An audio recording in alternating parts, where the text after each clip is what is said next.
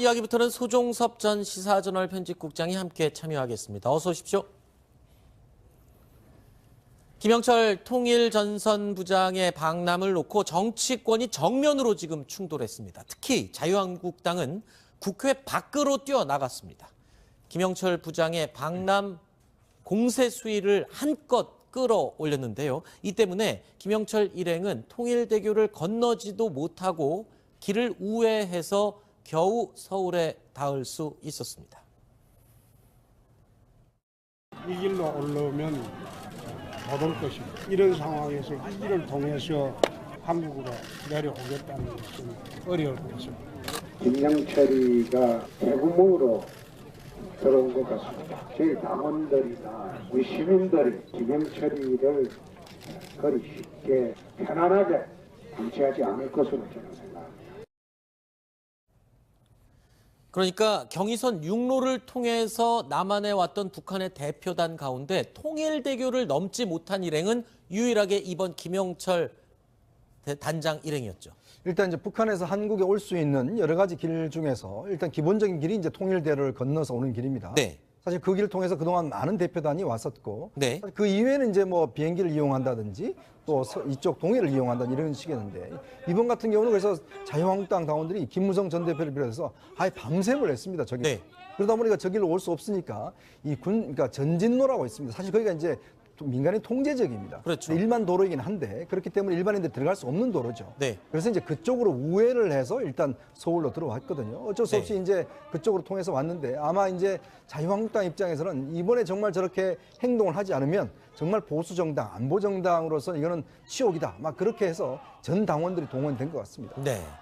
정부가 이 야당의 이러한 혹평에도 불구하고 우회로를 택할 수밖에 없었던 이유, 김영철 통일전선부장 방남에 따른 국민적인 반감을 걱정했기 때문입니다. 특히 김영철 부장 방남과 그 과정에서 천안함 유족 측, 이 유족들이 배제됐다는 그 비판에 직면을 했습니다. 천안함 유족들은 피를 토하고 싶은 심정이라고 말을 했습니다.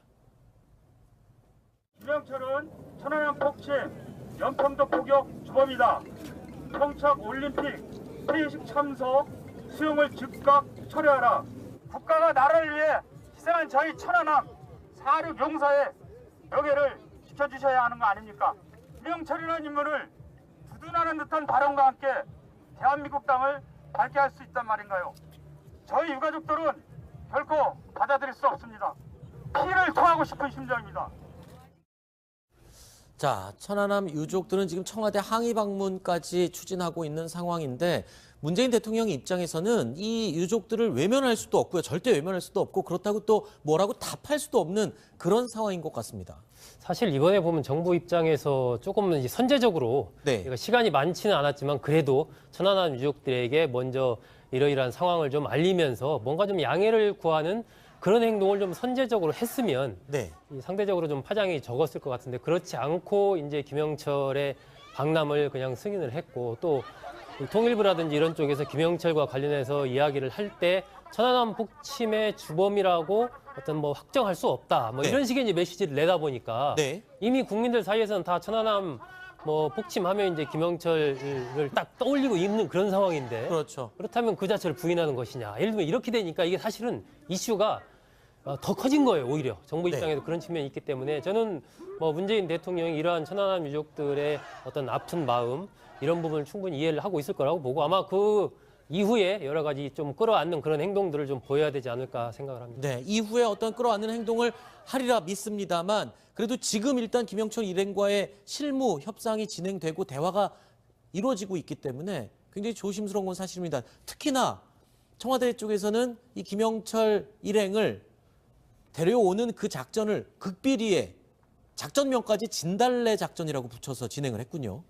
그렇죠. 그 진달래라는 것은 저도 북한의 국화로 알고 있었는데 국화는 아니라고 합니다. 네. 그렇지만 이제 진달래가 상징하는 것은 뭐 피 또는 빨치산 이렇기 때문에 바로 연결이 되는 그런 건데, 그런 작전명까지 사용해서 지금 얘기한 대로 통일대로 오지 않고 네. 그 민통선을 통한 다른 대로로 왔고, 또 평창으로 이동할 때도 특별히 KTX까지 배분을 해서 따로 정말 요인이나 외국의 VIP를 경호하던 그런 작전하듯이 이제 했다는 것이죠. 네. 그런 것들에 대해서 오히려 국민들이 굉장히 많은 반감을 갖는 것 같습니다. 네. 그래서 일부 신문에서는 오늘 이제 한 신문이 거기에 대해서 이제 황제 의전이다 그런 표현을 썼는데요. 네. 황제 의전 일부러 한 거는 아니고 네. 그런 선택을 하는 게 이제 불가피했다고 보는데 네. 여기에서 보이는 이제 시사점이라는 것은 우리가 북미 대화가 필요하지만은 그 북미 대화에서 일어난 여러 가지 후유증이나 파장을 고려할 때 네. 그 우리가 이것이 지지층만 보고 갈 수는 없고 네. 반대층을 껴안는 그런 어떤 정지 작업이나 이런 설득 노력 없이 가는 것이 굉장히 지난하다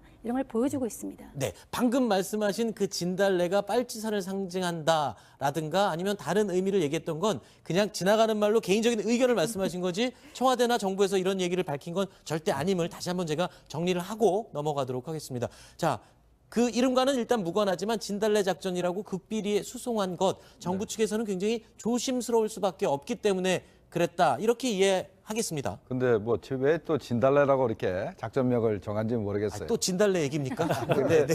근데 작전명 자체가 네.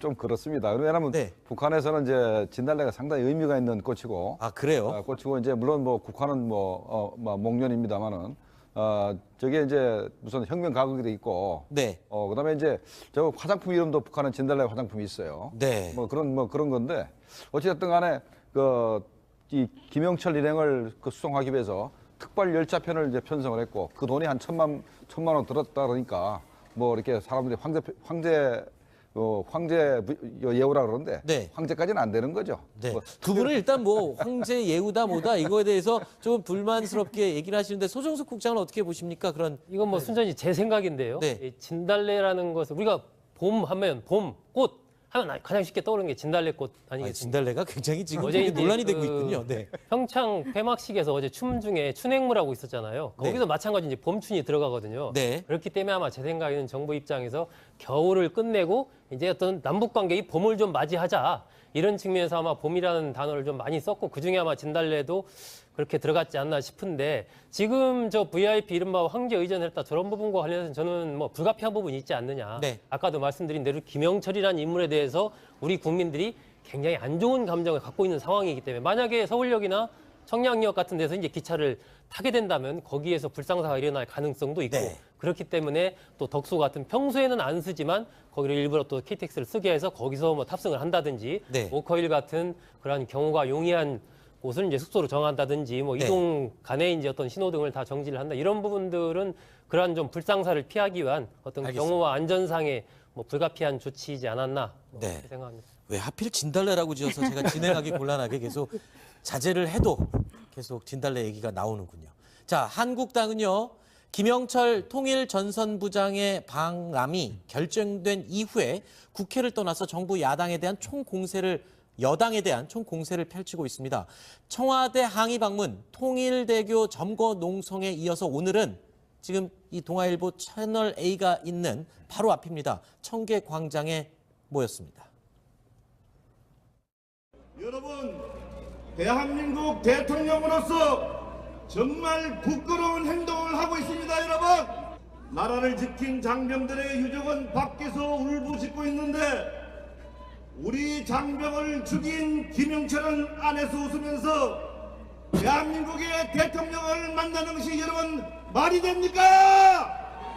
SNS 상에 보면 문재인 대통령을 국군 뒤통수권자라고 합니다. 대한민국 국군의 뒤통수를 치는 대통령이라고 합니다. 살인범은 사형시켜야 되죠.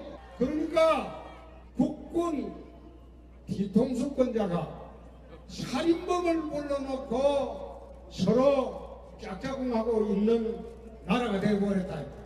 문재인 대통령은 국군 통수권자로서 이적 행위와 국기문란 행위를 하고 있습니다. 국민의 생명을 지킬 생각이 전혀 없는 대통령은 더 이상 우리나라 우리 국민의 대통령이 아닙니다. 이현정 의원님, 네. 지금 보면요. 이 나경원 의원, 김태흠 의원 이 의원들 홍준표 대표랑 사이 안 좋은 사람들로 유명한데 네. 한 자리 지금 똘똘 뭉쳤습니다. 이걸 보면 글쎄요, 보수들이 지금 뭉치고 있다 이런 의미로 볼 수도 있고 곧 있을 지방선거에 보수가 뭉쳐야만 한다 이런 필요성 때문에 더욱 뭉치는 건가요? 사실 울고 싶을 때 뺨 때려주잖아요. 네. 그러니까 그런 측면을 저는 보는데, 왜냐하면 지금 사실 자유한국당 내부가 굉장히 좀 복잡합니다. 네. 이제 홍준표 대표에 대한 리더십을 두고 중진들이 상당히 반기를 들고 있는 상황이고, 또 지금 자유한국당이 이번 그 지방선거를 해야 되는데 변변한 인물들이 지금 별로 없어요. 그리고 네. 지금 지지도도 사실은 그렇게 올라가고 있지 않는 상황이지 않습니까? 그런 측면에서 당의 어떤 정체성, 그리고 어떤 여당과의 대립각, 그걸 가장 세우기 좋은 호재가 사실은 이제 김영철, 박남입니다. 이제 그렇기 때문에 지금 자유한국당은 오늘 보니까요, 전국에서 버스가 다 동원돼서 올라왔어요. 네. 그래서 이 광화문 일대에 정말 전국의 전세 버스가 다 모였는데, 그만큼 자유한국당으로서는 이 문제를 이슈화시키지 못할 경우는 지방선거에서는 이슈를 만들기 힘들다는 것이거든요. 네. 그래서 아마 오늘은 사실 이제 김무성 전 대표가 이번에 위원장을 맡았지 않습니까? 네. 김영철 박남저지 위원장을 맡았는데, 그동안 사실은 당에서 바른정당 갔다가 들어온 분들이 이번에 보면 전면에 나선 것이거든요. 아마 이걸 계기로 해서 당의 어떤 뭉치는 것들, 하나로 하는 것들, 그리고 이제 지방선거의 이슈, 이거 만들기 위한 것이 아닌가 그렇게 네. 생각이 듭니다. 한국당의 장외투쟁에 이 여당인 민주당 또한 가만히 있지 않았습니다. 내로남불 공세를 이어나갔는데요. 특히 추미애 민주당 대표는 평창 동계올림픽에 단 하나의 오점이라고 혹평하기도 했습니다.